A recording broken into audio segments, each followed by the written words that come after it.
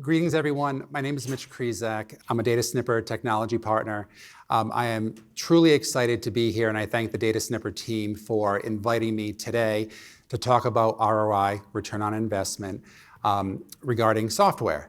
And so what I'll do is as I start to go through this deck, I have personal stories from my time when I worked at MetLife. I was an internal audit there for a bit.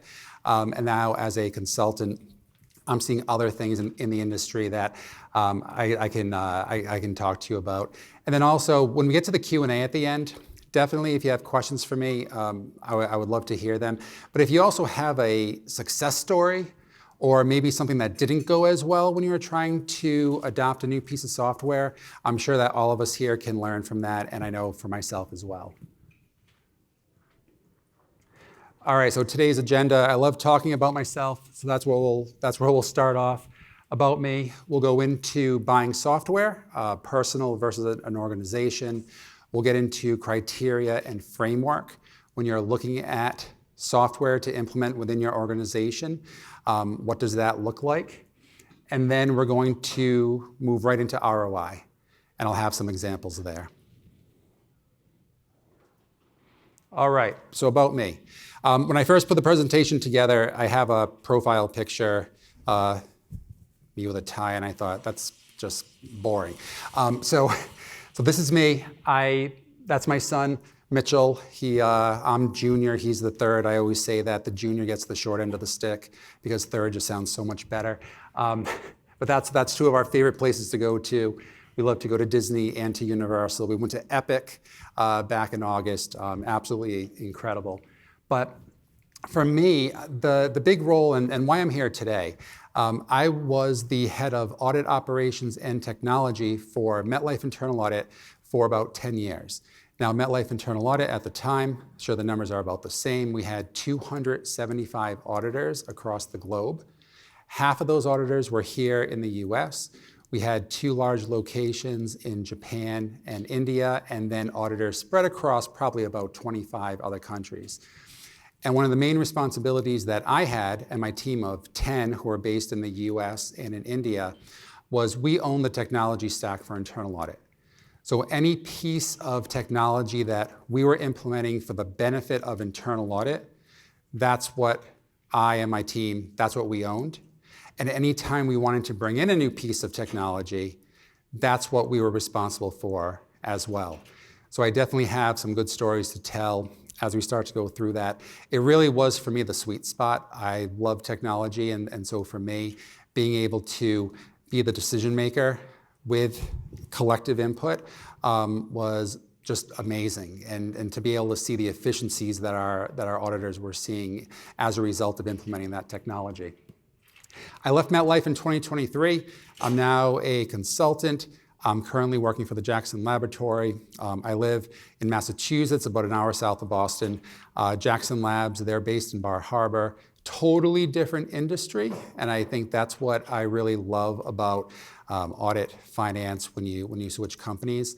I went from financial services, which I love and continue to love, but to Jackson Labs, which they do genetic research. So if they're looking for a cure for cancer, they have scientists on their team, they have professors, and they also produce mice, which I thought was pretty interesting when I first learned about Jackson Labs. Fun fact is that there are 11,000 genomes of mice that they can produce. So if you're Harvard, if you're a university, if you're another type of laboratory, and you want to test a certain type of medication or treatment, and mice are used in like 98% of clinical trials, or in the animal research, Jackson Labs can produce that particular specific type of mouse for you. All right, so that's your education for the day. I tell you, a little bit different from MetLife. I'm also, as I mentioned earlier, a DataSnipper technology partner, and I love innovation. As far as I remember, I've always loved technology. It's just something that I have a passion for. And so for me, being able to speak in front of all of you today and to talk to you about whether it's DataSnipper or anything else regarding software technology, it's just something that I just really, really enjoy doing. All right, so I'm going to start with a non-software ROI, because for me, ROI is something that you can apply to any facet of your life. And when you think about it, if you're buying a new house, if you're trying to improve in tennis, or in this example right here, golf, there's always a return on investment. You're taking a look at what you need to do to get to where you want to be, and you say, okay, what can I do in order to get that return on the investment? Does it make sense for me to spend money on something that might not get me to where I need to be? So I'd like to say that this is not kind of like my handicap, but it is. So if anyone's golfer, I apologize. But here's what happened. I love to golf. I have years where I play very well. I have years that, not as much. And I found that this year there was something mentally going on in my head. I'd get in front of the ball, I would think I'd be able to hit it, and then I'm all over the place. So I put this together where in the beginning of June, I thought, okay, I'm not going to be able to get out of this funk myself. I'm going to pay for a lesson. So I paid $80 for a lesson from somebody, a pro that I have gone to in the past. All right, so I start off at that top number. Again, I don't really want to tell you the number, but I'm sure you can all see it from here. After the first lesson, I start to go down, meaning that my score was going down, meaning that I was shooting better. Okay, so rather than shoot 100 for an 18-hole round, I was shooting 95, for argument's sake, okay? There's a little bit more that goes into that. But then after that, what happened? My score started to go back up again. I think that from the lesson, I started to forget about what I needed to do, and then it started to go up. So you see in July, mid-July, went back, had another lesson for $80. After that, boom, it started to drop. It was finally clicking with me in terms of what I needed to do, which is not to overthink. That's a big thing, I'm sure, for most sports. If you think too much, you're just not going to get the results you need. And then I started to go up again, paid for another lesson, and now I'm at the point where golf season's almost over, unfortunately, but I feel like I'm finally, after that, I'm finally at a point where I'm comfortable in front of the ball. I like to golf. And so how does that equate to ROI? So I went to ChatGPT, and of course there's ROI for everything out there. And I said, well, what would ROI be for a golf lesson? And this was the calculation that it spit out for me, which is cost per stroke saved equals total lesson cost divided by your handicap reduction. All right, so you do the math. I spent $260, is that it? Divide by 5, because my handicap went down by 5, and it was about $52 per stroke saved from taking the lessons. Now, return on investment wise, is that good for me? Absolutely, absolutely. I now golf and I love it. And what you'll see is, and I'm going to talk about this for software, there are a lot of criteria that I looked at to say, okay, was that worth it? And you have things like efficiency gains, you have lower scores, fewer wasted strokes, you have cost savings. I can't tell you in the beginning of the season how many balls I was losing. They're not cheap. And then you have risk reduction, less blow-up potential, and then you also have the intangibles, which is what I like to call the soft side of ROI, which is it makes it more fun. And so when you're looking to implement new software, one of the things you need to look at is, will your auditors, will your financial professionals, will they like it? Will they be happier now that they're using a new tool that is helping them to do things more efficiently? So buying software for personal use, not too hard, right? You have software, let's say you want to buy TurboTax, tax season coming up. Not many competitors for TurboTax, only a handful, but you do a search online, you read reviews, you might speak to some friends, you go online, you download it, you're done, right? That's all you need to do. It's a very, very quick process. You find the software, you do your due diligence, which, how much time you spend there is probably not too much, just enough, and then you install it, you're good. But now we're going to look at buying software in an organization, and there's a reason why this individual is sad because he understands what is coming up in terms of what entails buying software in an organization.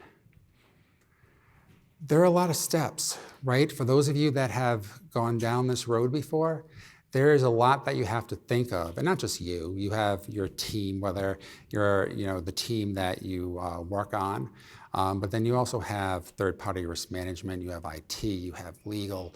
There is so much work involved in buying new software, selecting, buying, installing, or implementing, I should say, training, and then also the upkeep. Software is always moving, as we heard from Tilo and the gang upstairs, that there are new versions coming out of DataSnipper. Well, then that's what, if you're a DataSnipper customer, you need to look at, okay, all right, we're going to be implementing this new piece of technology, this new upgrade. What do we need to do to adopt it within our team?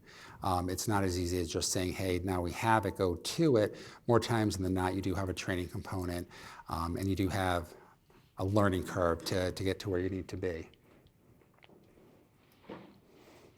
And so as it relates to ROI, what I've found, and when I was working at MetLife, great example, we implemented IBM Open Pages, which is it's a risk management, it's a GRC, governance, risk, and compliance application. It was something that back in 2016, internal audit, we were using a different system, and I found out that the company was not going to be supporting it anymore. You can't buy it anymore. And I thought, okay, we really have to start to look at what is out there in the market. That was something that we hadn't done in a couple of years, in several years, which is a lessons learned for me, because you always have to keep your ear to the ground. You always have to be looking at what is out there in the market, because change happens so rapidly. It's always beneficial for you to see what is there and what could be the best fit for you. And so that was what happened with us. We implemented, again, 2016, we started down that road. We implemented Open Pages in March of 2018. We had global training. We had EY come in, and they were our consultants. They produced the training materials, whether it was a printed book, which we wouldn't do anymore, but a printed book, or online training, in-person training. And at the end of the day, when we look back, there was so much work involved with so many people that at times you think, is it worth it? But then when you start to think about the benefits that you're going to receive from it, you're like, yeah, actually it is worth it. And the pain is worth it, because at the end of the day, you start seeing that ROI, whether you talk about a cost savings, efficiency, your employees that are just happier because now they have a more updated piece of software that's allowing them to do what they want to do quicker, faster, easier. Please enter your full name. All right, so we're going to do a CPE poll right now, or question. I'll see how this goes. Nope.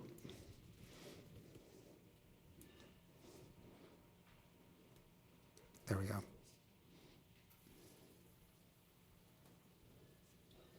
You can pull your phone out. It's going to be one of these, scan the QR code. I think.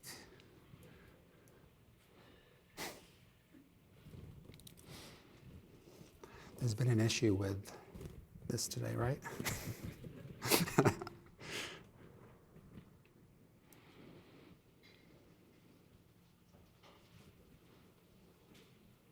Any questions from the group so far? Anything I can help to answer in the meantime while we're waiting for I know we want our CPE, so I want to give them time to get it up and running. Yes, hi. Yeah, thank you very much. For the analysis, do you use a particular, let's call it, product, software, vendor that helps you with analysis? For example, let's put on the table DataSnipper. Yep. DataSnipper versus A, B, and C, right? Do you send your troops to do the analysis, or do you use a software to perform the Love that question. So for us, when we ultimately implemented Open Pages, they were one of, it was 4 or 5 different vendors that we were looking at. For those of you in that, there's Archer, we were looking at Metric Stream, a number of different products, Workiva. And so for us, we didn't have a software product, so the question was, when we were going through this analysis, did we have an application that we were looking at, or an application that we were using in order to do that analysis of, hey, here's really where we should go? And the answer is no. For the application that we implemented, it's being used by internal audit, the SOX group, compliance, risk management.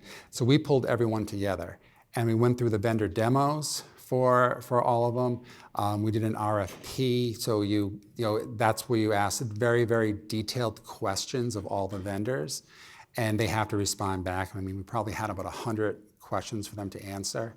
We had a pilot. Once we knew that Open Pages just eked out Archer at the time, with that, you go through a proof of concept, but no, that was entirely just the teams that, and we had a large team. Internal audit, we probably had about 20 people that were working on it, but then you also had the other groups I mentioned, and then you had IT, procurement, TPRM, very, very big group of people, but it was more like we were just doing it ourselves. Thank you. Thank you. Oh, we don't have it? Okay. I promise you'll get your CPEs. We'll do something about that. All right, so criteria when purchasing new software.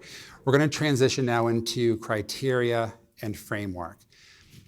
And at the very top, you see a pain point. One of the first question that I would ask, that my team would ask, is what problem are we trying to solve for? In the past, when I first started working, when I was first in that role, again, I had told you that I love technology. Anytime a vendor would call me, if it was even related to internal audit, yeah, sure, come on in, which I still think is a good idea. For me, what I learned is that you don't know what you don't know. And if a vendor is contacting you, what's the worst that happens? You go through a 30-minute discussion, you find out that it's really not applicable to what you're doing, like you thought it could be. Obviously, don't go for a demo that's completely out of the realm of your team and what you're doing. But with that, you can start to get an idea for what else is out there in the market. Even if you don't, like with DataSnipper, I've known DataSnipper since 2022. They came in to provide a demo, and I just really liked the company, and I loved who I was speaking with, and that relationship has continued throughout the years. So the first thing you ask yourself, what am I trying to solve for? Is it efficiency? If you look at a product like DataSnipper, we're reviewing invoices X amount per day or per month, or we're reviewing controls. If you are into the SOX world, we have X number of controls that we need to review every year. And with these controls, here's what we need to do. There's a lot of non-value add with it. Is there a product out there, a technology that could help us with that? And our tagline at times was let the auditors audit. You could say let the finance professionals finance. With that, but it's true. You really want to start to get away from the non-value add, which is tough. I mean, it doesn't matter what level you're at. There's always going to be some aspect of non-value work, right? Or work that is less meaningful to you than maybe some other work that you really want to do. But to the extent that you can reduce it to a minimal level, it helps you out. It allows you to be more engaged. You're not opening up documents to review time and time again. And so you're happier, you're able to cover more risk, or you're able to do more analysis if you're in finance. There are just a lot of benefits to that. Number 2 would be proper fit. That is something that we also had to look at for an organization as large as MetLife. Global, we had privacy, there are privacy laws across the globe, GDPR in Europe. That was a big one. And then we were hearing that, even in the US, states like California, very, very, stringent privacy laws. So then you start to look at that and say, okay, so are we going to implement an internal? Is it going to be an on-prem software where we manage it, where the data does not leave our company? Or is it hosted, where we have a cloud solution and it's hosted and the data now is, going from here to there? Is that okay? So there's a lot of work involved with doing that, but it's important work to do because you want to make sure that you're not going down a road where you think you have a chance to implement something and then you find out, oh, wait a minute, like they have to do it hosted. And I know there are some financial services companies out there that they can't have a hosted solution. They have to be on-prem. And if you have a company that says, hey, we only do cloud, well then already right then and there, you can cross them off the list because you know that you're not going to be able to ultimately implement that technology. You have security, that always no surprise there, security. You need to make sure that there are proper safeguards. I will tell you one story. We had looked at an Excel analytical tool, and it was called Excel Audit. And not a competitor of DataSnipper, just a very, very specific use case for finance professionals and for audit. And so when we had TPRM, true story, when TPRM was looking at, okay, we need the financials. Let's look at the financials for the company. Let's see where their corporate office resides, all of that stuff, all the due diligence. Well, we did a Google search, and it was a house. Like the person that owned the company, their corporate office was their house. And we thought, all right, that's not going to pass muster at a large, public company like MetLife. But we were able to go down a different road. They had to attest. Like there were different ways that we were able to attack it, where ultimately we were comfortable with, okay, this isn't a fly-by-night company. Yes, their corporate address is the owner's house, but they're more than that. It just so happens they don't have a corporate office to go to. But you really need to do your due diligence with that. Just make sure that you know what you're getting into. And then last but not least, ease of use. We would always pull in our auditors to review, to participate in the pilots, to participate in the proof of concepts, to meeting with the vendor at certain times. More times, it was more my team. But at the end of the day, what we didn't want to have happen was we didn't want to implement software within our group and then have the other teams, again, 275 auditors, 10 teams across the globe. The last thing you want to hear is, well, they never asked for my input. They never watched what I do day to day when I'm performing this particular task. It's so important. And again, the more people you include, the more opinions you'll get. And we know that.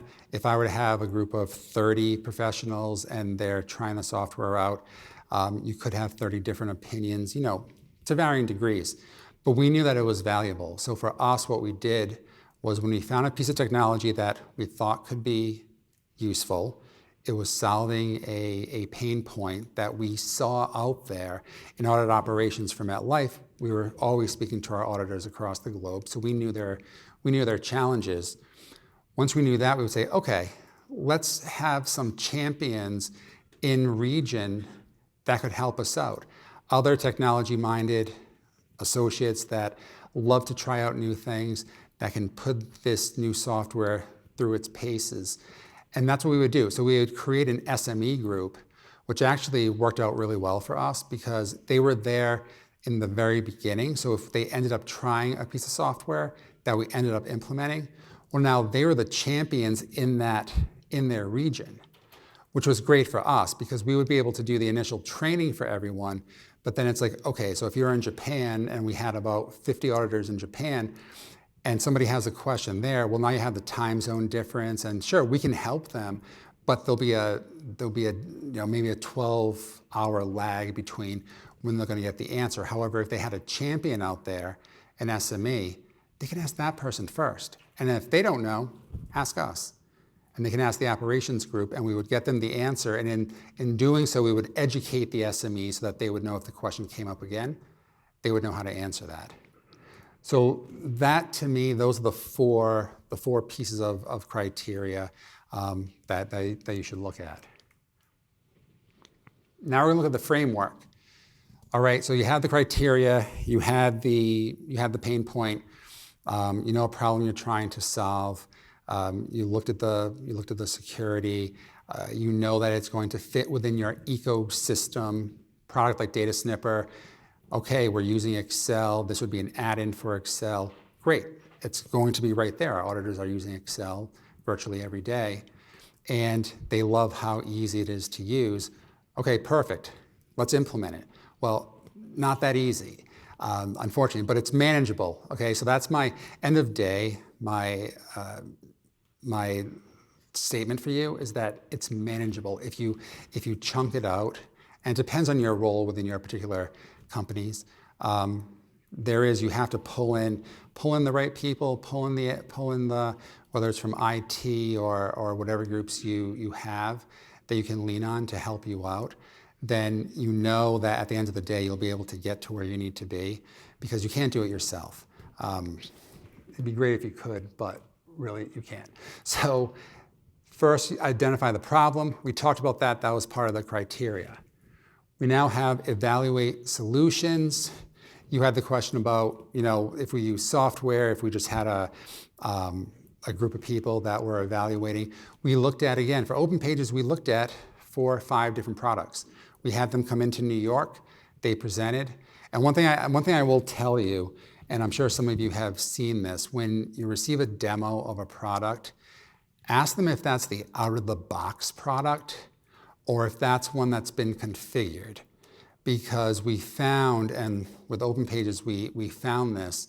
We sat in the meeting, looked, colors and the pie charts and everything. Well, the more we were going down the road, the more we were hearing, well, that's a configuration. Or that's something that our Cognos reporting, that's something that our team can do, and there'll be a cost to it. And you're thinking, well, what is the out of the box? So for us, when we implemented it, our plan was, and we did, to implement as close to out of the box as possible, because we knew what the budget was. We knew it would do what we needed it to do, but we just had to be realistic that on day one, we weren't going to have all of these different automated workflows and what have you. We would have some, but for other ones, we would just have to wait on that. Validate the fit. I spoke to that earlier. Again, that's about making sure that it will fit within your ecosystem, whether you're talking about from an organization perspective or within your team. Build the business case. This one's really important, and I do have a slide talking about how to receive buy-in. But that really, you can't just go to your leader, whether you're talking about a chief audit executive or you're speaking about a partner at a firm, a controller, CFO. You can't just say, hey, new software is going to save us time. It's going to cost $100,000. Can we go for it? Because more times than not, they're going to say, get out. No. And so for me, I had a responsibility for the IT budget for internal audit. It wasn't a small amount, but we also knew it was a finite, only had this amount of money. We had money that we needed to use for products that we were already using, like Alteryx. I'm sure a lot of you use Alteryx. But then we also had a discretionary fund that we could use for new products to try out. And so for us, it was building the business case and being able to go to your leader to say, here's the problem we're trying to solve. Here are solutions that we looked at. If there are, you do have products out there. DataSnipper is a pretty good one, where it's hard to find a one-to-one. Well, there's another competitor out here that does exactly what they do, so let's make sure that we look at both of them. But for us, if there were competing products, then we would mention that. And then here are the benefits. Here's who we included on the pilot. In the discussions, here's what they're saying. And you start to build it. So as you start, we have our product.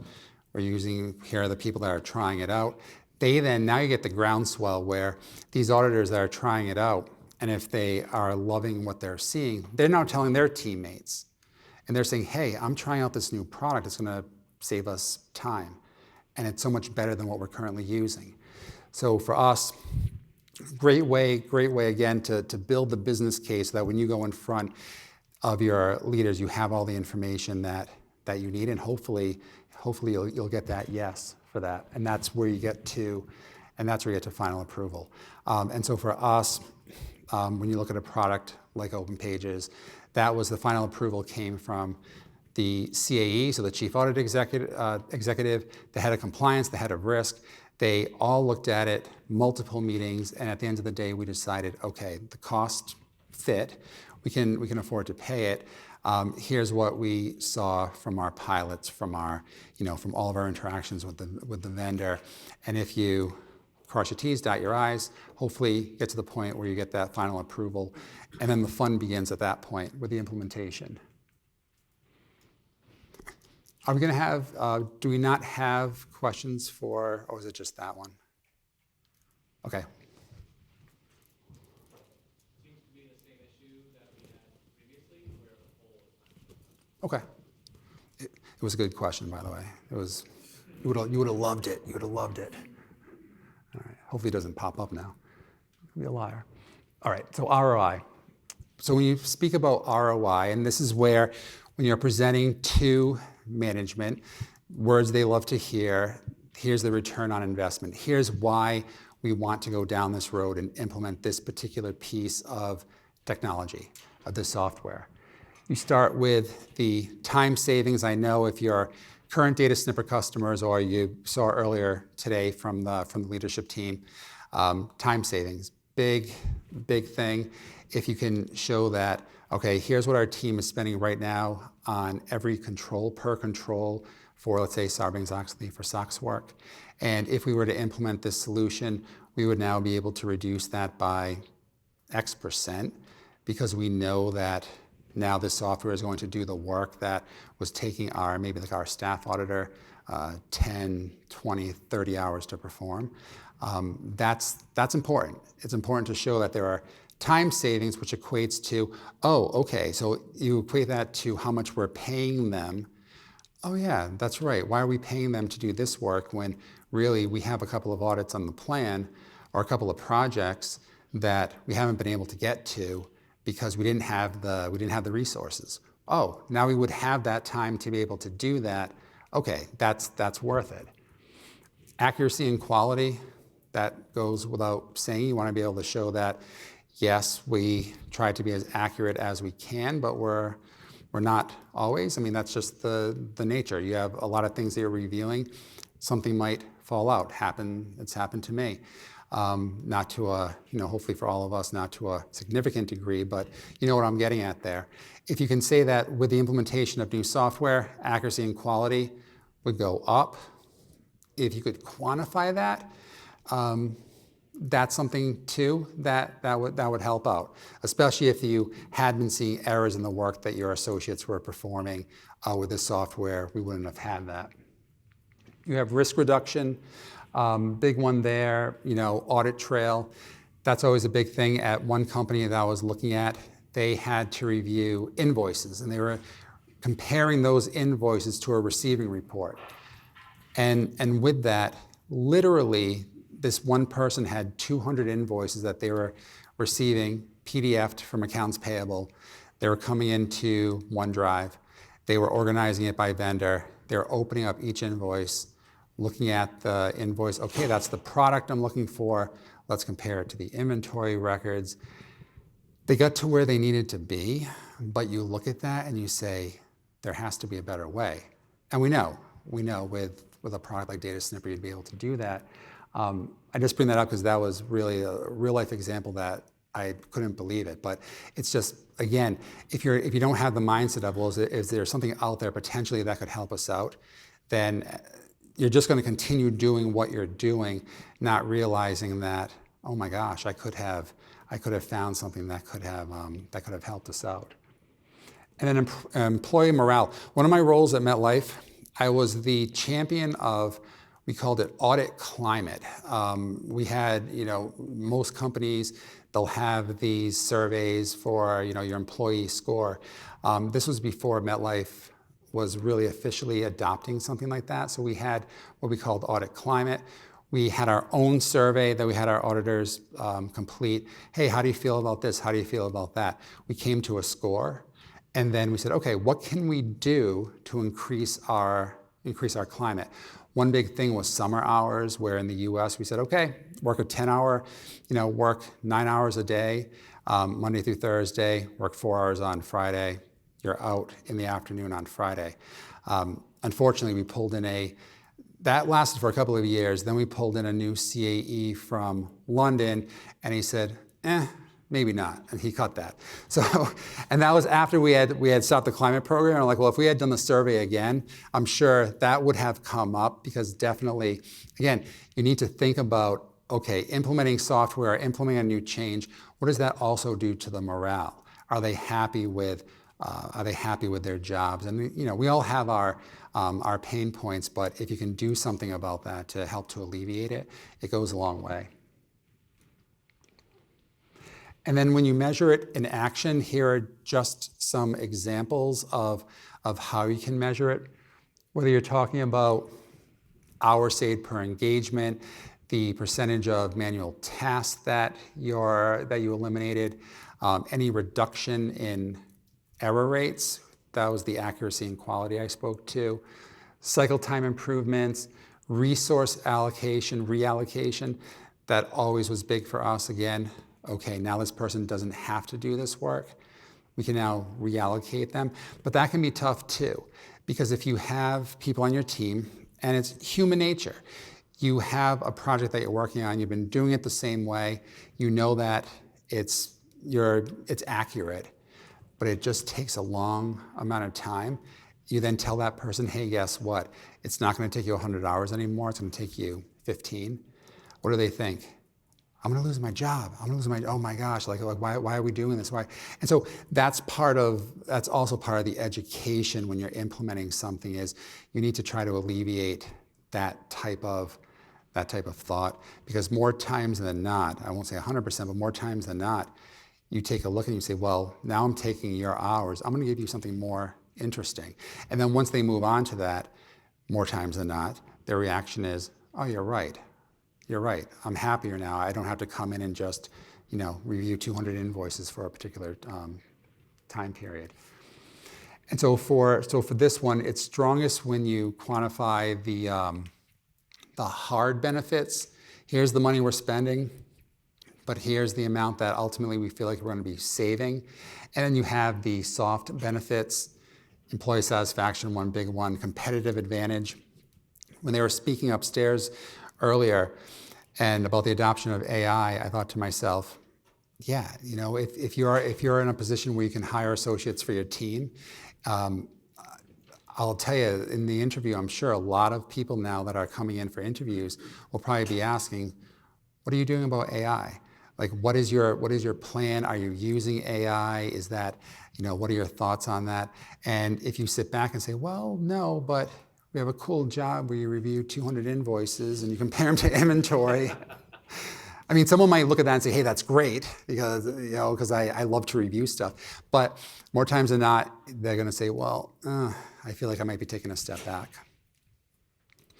And then for here, sample ROI calculation. There are a number of ways you can do it. I wanted to put a simplistic one up here for you. And so you take a look at software. Let's say, for argument's sake, you have software. You're going to be spending $65,000 a year on it. Here's what it can do: the document automation, cross-referencing, so on and so forth. Hours saved. That's where you get into the quantification of it, which for this example, I said, okay, 10 auditors times 100-hour reduction in manual testing. Now, if you have a small team, you'll look at that and say, oh, yeah, that's very aggressive. For me, I take a look at that as compared to when I was at Met, and I say, well, that's actually very conservative because of all of the SOX controls that we had and all of that work. So it really depends on how large your organization is, how large your team is. You then have the benefit, which is 10 auditors times we call it the fully loaded rate with like their salary plus benefits. Again, just a simplistic number, lower, higher, whatever it is. You do that calculation, and then you get to the net benefit, which is cost of the software minus the the total benefit of the auditors minus the software cost. And you say, oh, okay, all right, so now the net benefit is $30,000. Okay, so we're saving time. Yes, the software cost this amount, but we're paying this for our auditors to do this work that now they don't have to do, and they can move on to something else. You get to that ROI calculation, which here you do the math here, and it's 46%, which is the $30,000 net benefit divided by the cost of the software, okay, times 100%, just to get to your percentage, and that's how you arrive at it. Now again, that is a true ROI example. There are other ways if you wanted it to be more complicated. There are always ways that you can do it. But for me, when we were doing it, that's pretty much how we always looked at it. Winning support, talked about previously, include everyone at every level to the extent that you can as soon as you can. What I found turned into, like, I'll call it failure, but turned into, hey, excitement to disappointment would be, we found a new product, we're talking, like I'm talking to my team, maybe we pull in a couple of auditors, we're not talking to the managers, and then we're not talking to the leaders. We spend all this time, and then we hear, we don't have the money for that. You might think we have the money for it, but we don't have the money for it. Well, how much time did you just spend thinking that you could have implemented something, and that was because you didn't start to receive the buy-in from the very beginning? So for me, that was the big part of what we were doing, regardless of what software, big or small. It was always trying to include as much as we could. Now again, we're not going to include the chief audit executive on day one or even day two, or the CFO on day one or day two. More times than not, you're not, depending again on the size of your company.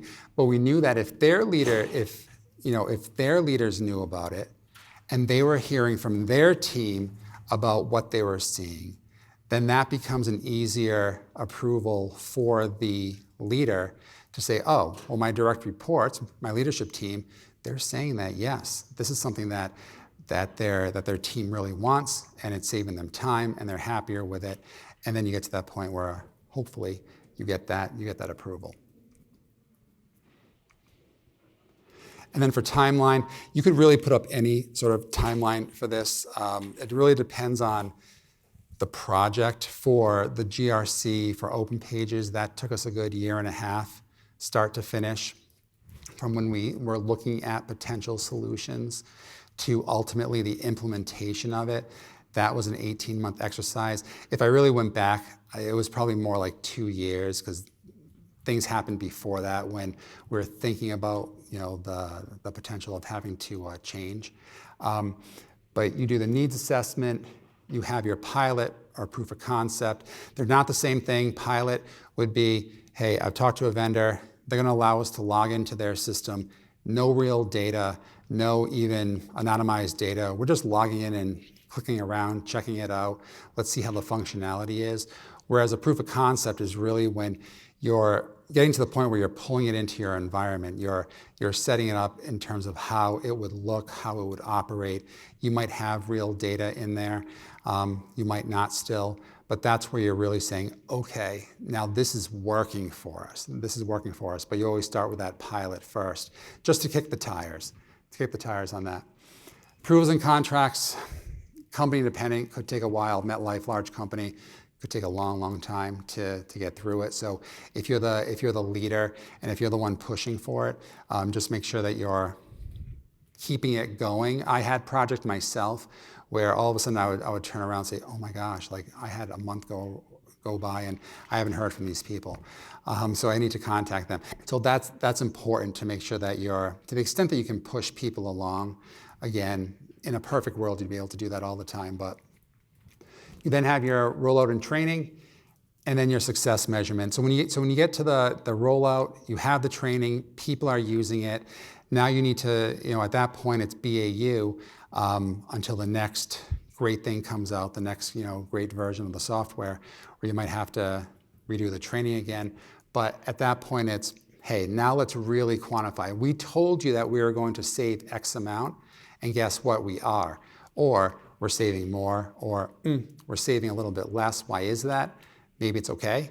Or maybe it's you just need to adjust what your team is using the software for. You can contact the vendor. Hey, here's what we're doing. Here are our workflows. Is there anything we can do better with this? But that's a very important part, just as important as everything else. You shouldn't just implement it and then step away. There's always going to be something involved with that. And think sequentially, act in parallel. Steps don't always have to wait. If you think that you go from 1 to 2 to 3 to 4, it's going to take a long, long time to get to where you need to be, want to be. So anytime you can start to layer these steps on top of each other, it really just helps you to get to where you need to be faster. And then takeaways, again, new tools. It doesn't, I know I spoke about DataSnipper at the DataSnipper conference. I'm a strong proponent of it. However, I've also seen many products out there unrelated to this functionality that I think, oh my gosh, like we implemented this at Meta and it's fantastic. Like new tools, that's something that you can look back on and you can be proud of to say, hey, we did it, and now our auditors or our finance professionals, our public accountants, they're now being able to do more work with less. It does create that lasting value. Change takes effort, as I'm sure you saw as I was talking through this. And then innovation is a journey. That's something that my team, our big thing was innovation. And again, it wasn't implementing a product for the sake of implementing a product. It was finding what those pain points were within our group. What could we do potentially to help them out? Is it just a process change, or do we need technology to help out with that? But it is a journey. And right when you implement something, you'll realize that there might be something else that you need to attack because they're spending more time doing something.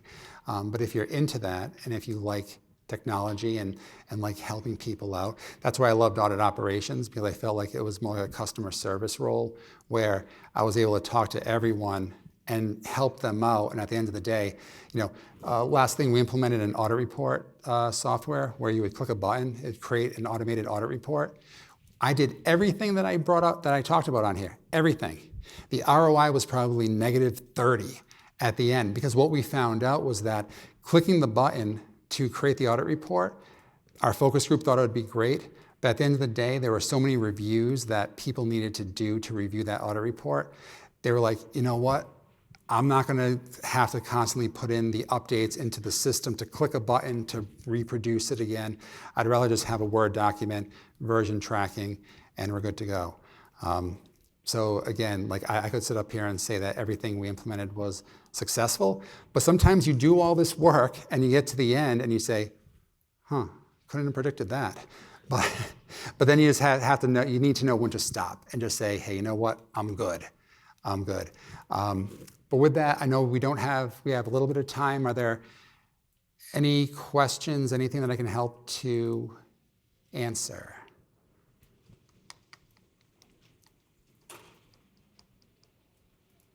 Good to go. I do have my CPE credits. Don't worry, we'll get that for you. LinkedIn, I love to network. Don't worry, I'm not going to sell you anything. I just like to network. I just like to learn what other people are doing. So if you connect with me, even if we're just connections on LinkedIn, that's fantastic. And if you ever want to chat about ROI or anything else, I can always learn from you as well. So with that, thank you.